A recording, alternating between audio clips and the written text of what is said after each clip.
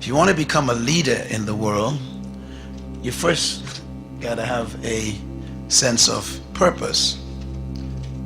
That is number one. It's not showing up there. And that purpose produces a conviction. And that conviction produces a vision that a person sees of their life. Then the vision is what causes the passion. When a person can see a future, it generates a passion for them to wake up in the morning. That passion is what produces inspiration in other people. And this is very important when you're talking about a business. If you're not passionate about something enough to inspire people around you, you'll never become a successful person. When you inspire people, they allow you to influence them. And when you can influence people, which is the impact of your character on them through your passion and inspiration, then they call you a leader, which is in reality an integration of purposes. So leadership is really a product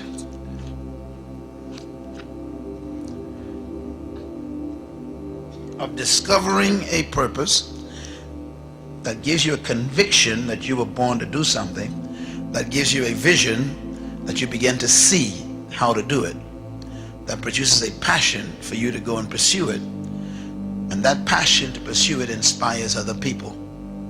Once you inspire people, they will give you their talents and gifts, their energies. They'll serve your vision once they've been inspired.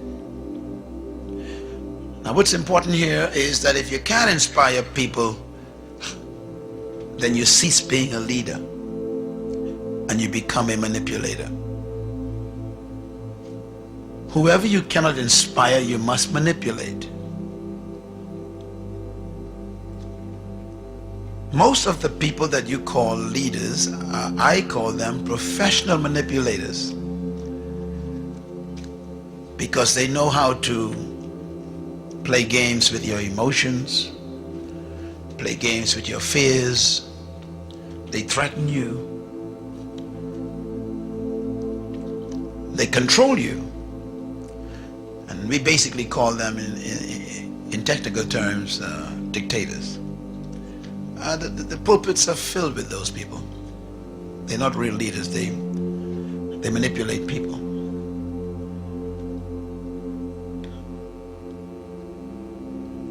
Some of the greatest leaders in the world are people who run non-profit organizations. And that's because they don't not necessarily pay the people who are working. The people work for another reason. And that reason is they're motivated by an inspiration they got from the leader. The cause draws them in. That women should be financially independent. It doesn't matter who your father is, it doesn't matter who your husband is going to be, it doesn't matter who your brother is, it doesn't matter who the man in your life is. You need to be responsible for your finances and be financially independent. And that kind of really stuck with me. And as my career expanded, it was really important for me to invest in little things. So once I discovered tech, I have always been a fan of technology. I wanted to be an aeronautical engineer at one point. I wanted to build rockets. I wanted to, go to space. But then I became an actor. Go figure. And when I got the opportunity, I remember I was at a dinner for Bumble in New York, and I just thought it was such a cool thing to bring back to India, where women take the first move, to bring it to a country which has a patriarchal sort of society, which actually the world is. The world over is sort of patriarchal, and we as women need to fight to change that, to create that kind of equality, because no one's going to give it to us, and they're going to fight for us to have it. So it started from taking Bumble to India, and then my next investment is this engineering school, which is called Holberton, which was based on Betty Holberton. She was one of the first female engineers in the world. And this school is a peer-to-peer teaching program where you don't have to pay a tuition, and you can pay back your tuition after you graduate and get a job so that you don't have to worry about, how much schools cost, so that females can actually be a part of engineering. Just think about it this way. All of us consume tech, right? All of you have cell phones.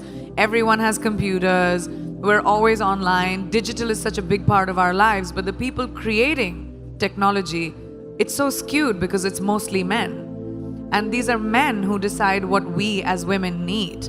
So we need females to come into engineering as AI starts coming in, and it's going to be a big part of our lives. Can you imagine the artificial intelligence that we are consuming being created by guys? And guys are going to decide what kind of things we like. So we need women to come in and realize that tech is a big part of who we are and who we're going to be and our future. So hence me investing in the engineering school. I really love female-driven companies, and I like to give them as much strength as I can with my platform, and that's a big quest of mine in life. In everyday life, we don't have to conquer the world. You don't have to be the only person who reaches space. Like, you don't have to have crazy, wild ambitions. You just have to find your power and to say that, oh, I can do this too. I don't have to create like this crazy opportunity for me to thrive. You can thrive in anything you choose. Just have to find that confidence within yourself. And how do you find that confidence? By telling yourself that your flaws are fine. One little tip. Number one, commit. I'm gonna give you more than one. Two, you gotta ask this, who, not why. And number three, you gotta ask why. Commit first, 1 mil. I'm gonna show you how to do this in the webinar. Two, who's got your money? I need a list of everybody that's got more money than you have and or has less than you have, and we'll give it to you. You gotta find out why they would give you money, and you gotta deliver on that. Now I'm gonna show you how I did it. I came from nothing, okay? The only thing holding me back in the beginning was my think. I did not think I could become a millionaire because nobody around me had become a millionaire. Nobody was talking about being a millionaire. Everybody was talking about, oh man, you good where you at. You pay for your bills, be grateful you're not in China or Pakistan. You free, you a free white man in America. That's what my mama told me once. She's like, you're white, you're educated, you got it made. I'm like, I can barely pay my bills. So you got to then ask who's got your money, and then where you're at right now. If you're making $1 million a year, I'll show you how to make 10, and I'll make you sick of a millionaire. A guy once told me, he's like, man, you got $1 million view at your house. I said, dude, you got to be kidding, bro. If I got $1 million view, I just lost $8 million. Another dude cut my hair today. He said I look like $1 million. I said I got to kill myself then. Shit, I should look like a couple $300 million, okay? Now, who's got my next level? That's what you got to know. Who's got that next level? And then you got to keep asking yourself this question over and over. Why?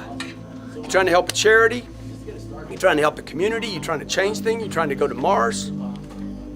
What's your new why? Why do I stay so excited? Well, everybody's like, dude, you're 60 years old and you're just jacked up all the time. Because I keep renewing my why. Because I'm never satisfied with my commitment. I know I can do more. I know you can do more. I know one thing. Nothing's going to work for you if you quit. Okay? So you can quit. You could do nothing. Or you could be like, I'm going to pull the trigger, put it on my card. I'm going to come to this deal, sit down, bring a legal pad. I'm telling you, bring a legal pad that big because I'll fill it up.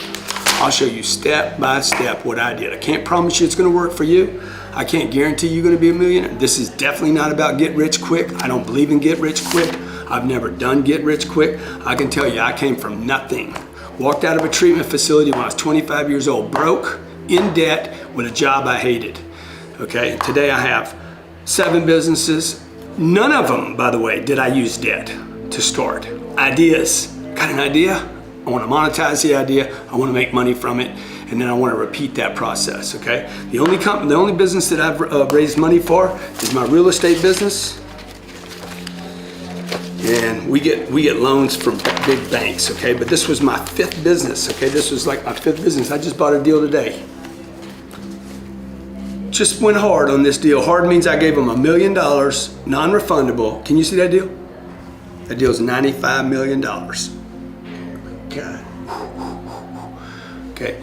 Numbers don't lie. People exaggerate, people take pictures of bullshit they've never done and put it on Instagram. $95 million deal, okay? That's my second deal I've closed this month. $800 million worth of real estate. Started it with nothing. This chip is worth more than the money I had when I was 25.